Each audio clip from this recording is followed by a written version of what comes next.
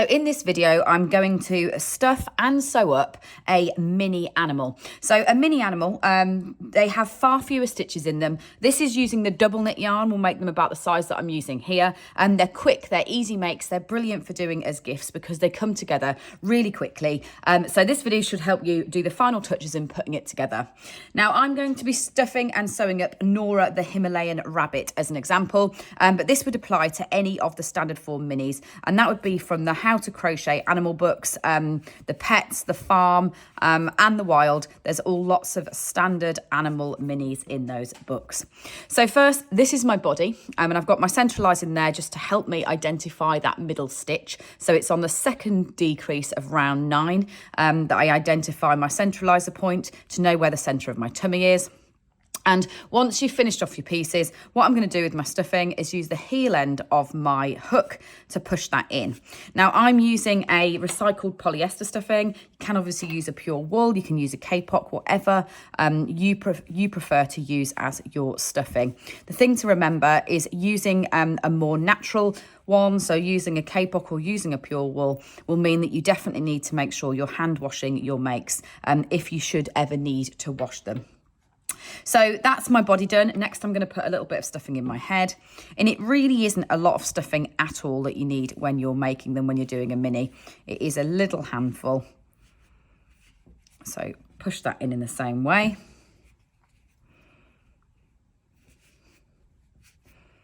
Then when it comes to the limbs, in the same way as most of my designs, we're just going to put stuffing into the paws effectively. So just into the little balls at the end of the legs. It's not that you're going to put the stuffing all the way down. So take about that much stuffing, push it in the same way, down and into the end of the paws.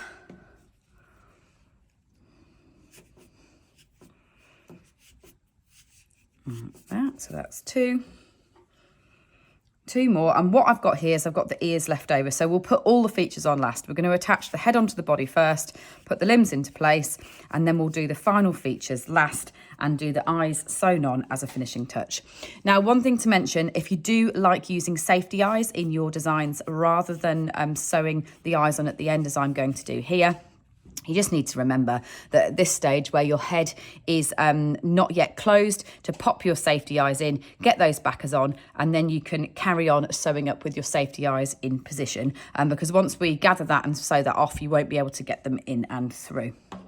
Now I'm going to sew up using our slim wool needles. So we do 2 standard needles at TOFT. This is the standard size here and a slim one. I find a slim one's great for the minis. I just find it being a bit smaller, and the pieces obviously all being a bit smaller, it allows me to have a little bit more movement with my needle when I'm sewing it up.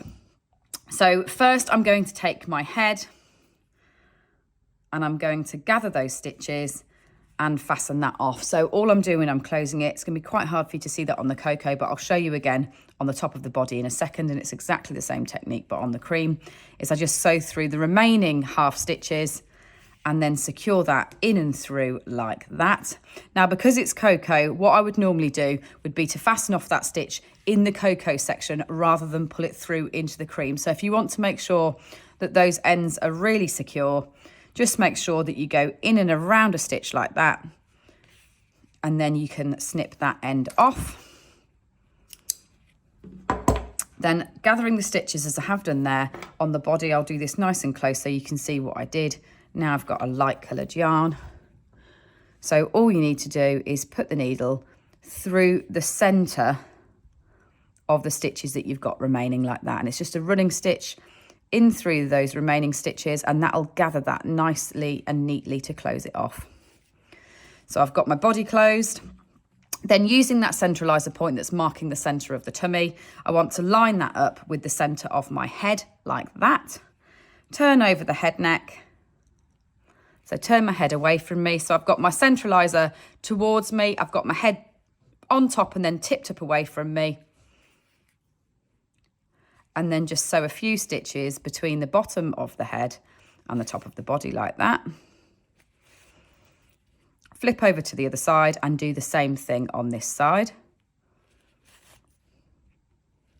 Now, the more stitches you put in at this stage, the firmer that head will be. So if you know that you want your bunny rabbit to hold its ears up really proud, straight up and sit upright, make sure you put quite a few stitches into this neckline there, because that'll make sure that your animal doesn't have a floppy neck. Now, do also remember you can always do that again at the end. So if you get to the end of sewing up and you decide that you want to put a few more stitches into the neck, it's dead easy to rejoin that cream and put a few more in afterwards. So that's my body attached to my head in the first instance, and now it's time to put our limbs on. So when I'm doing a limb, we push that stuffing down as I showed you at the beginning. And then with your colour change jog, so with this colour change, you do end up with a step between one round and the next round where you've done that colour change. I will always fold them flat so that colour change is at the back, and then just sew between both sides of that final round like that, so that your limb has got a flat top to it like that. You're not sewing on something 3D. So your stuffing's in the bottom there, you've got a flat top to it. And when you're sewing it on, be aware of that colour change. Again, you see how you've not got a colour change on that side, you've got your colour change on that side. Put that facing downwards so you don't see that colour change. And I'm going to do the top ones first. So all I'm going to do is use my centraliser again as my guide. So I've got that in there. I'm going to come 1 to 2 stitches across from my centraliser and just sew that limb into that line that's between the head and the body. And that further helps support holding that head up. So that means that your head will be even more supported, obviously on both sides, by the fact that it's got these limbs sitting into that seam as well. So a few stitches across one side, flip that the other way, and do a few stitches across the other side as well.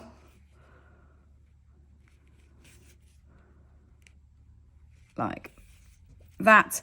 And then the thing with the minis is they have obviously got far fewer stitches in than the larger ones. So what I will often do to make sure that my limbs sit downwards rather than upwards is, once I finish that off, I'll just put another stitch in on the top of the arm going in through the body, and then secure that off. And that just will hold that limb at a position slightly closer to the body rather than upwards.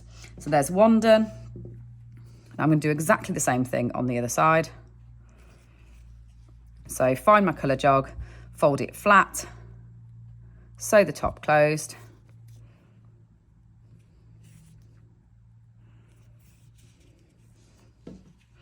Position it in. And then sew across one side.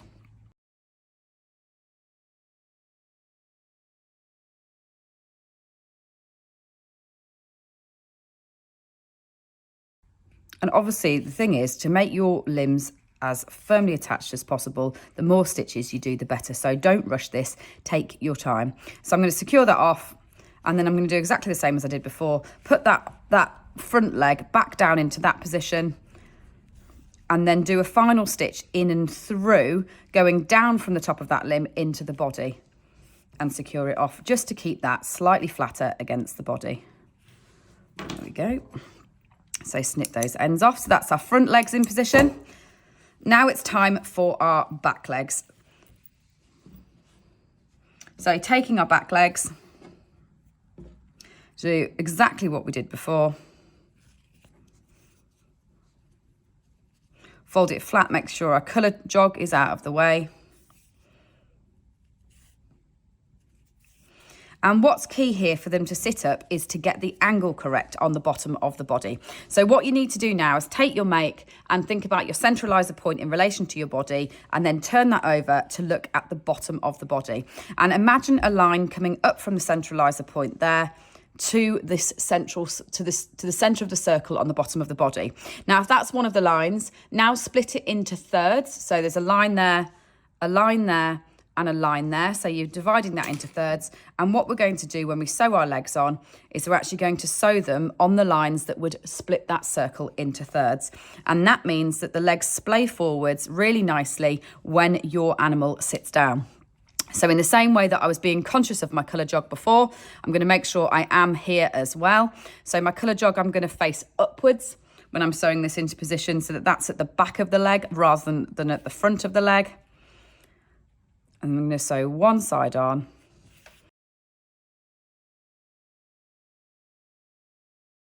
like that.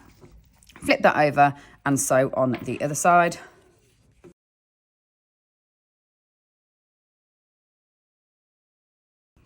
And then repeat exactly the same thing for the other leg. But again, going back, drawing that line that comes straight up from my centraliser and then dividing the base into thirds.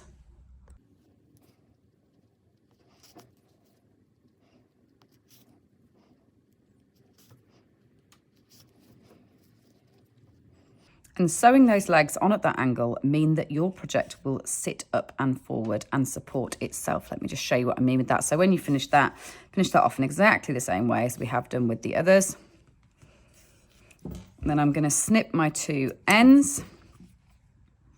And that means that putting them at the angle where they divide to the thirds means that they splay forward like that when they sit down. So it means that your project, you'll be able to effectively put their hands onto their knees and they will all sit up on their own and self-support. Right, so we've got the limbs on, we've got the head on. Now it's time for the fun bit where we put the details in. So what I might do is actually put the tail on first because that's a nice easy one. So there's your tail.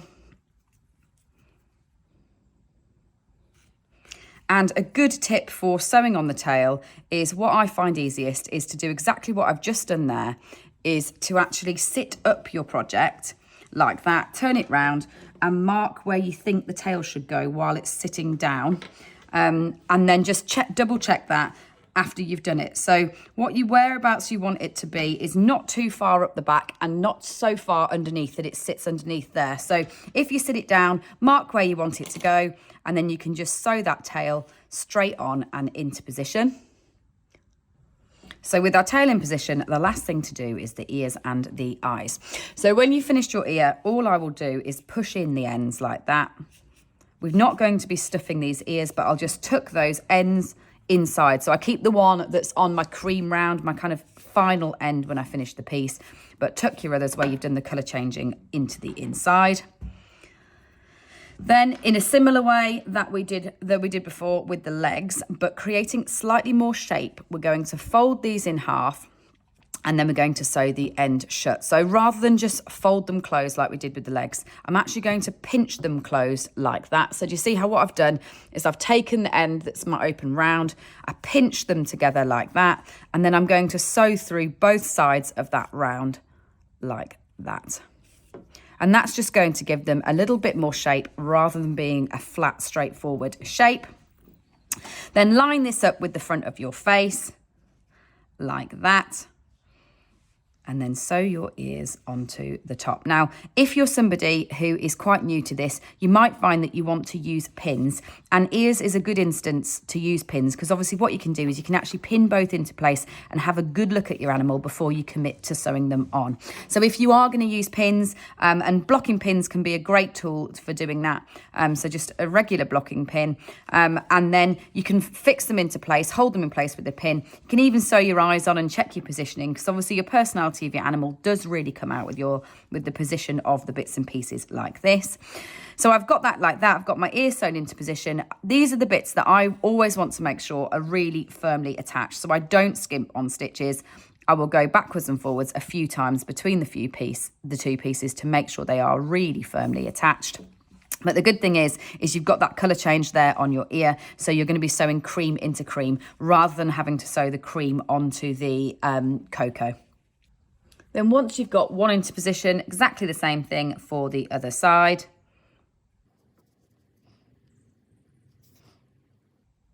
So pinch that to make it a slightly different shape. Position it. You can always use the clock face to really make sure that you've got the same distance between here and here. So always, I guess, when you're putting on pieces like that, try and just look to the other side if you are putting the second one on and make sure that they are as symmetrical as you can get them. Like that. So as I said before, really make sure you've got quite a lot of stitches in because we want them to be really firmly attached. You never want to be having to do any ear surgery later down the line. Finish off your end by securing that into place. Snip that off, and then we come to the finishing touch. So then when it comes to sewing on your eyes, I'm going to be using a black double knit yarn, and this is our over-dyed black, so it is a true black. And you can also use an embroidery thread, and that gives you a little bit more sheen. It's a little bit thinner, a little bit more detail. And all I tend to do is do 2 stitches at approximately 2 rounds. So bring in your black yarn like that to the position that you want to do your eye, and come down about 2 stitches away from there. So it's about 2 stitches long, so 1 and 2, then come across to the other side. Use your stitches as a bit of a grid to help you. So you can obviously see your circle of cocoa there. Come across to the other side of the circle in around the same place. And then go up 2 stitches. And then the last finishing touch to finish off the bunny, it's quite hard to see on the cocoa, but if you decide to make this design in different colours, you'll definitely be able to see it, is to do a little triangle nose like that. So all I'm going to do is do a little triangle to finish off the bunny's face. Last thing to do is to remove that centraliser, and your little bunny rabbit is complete.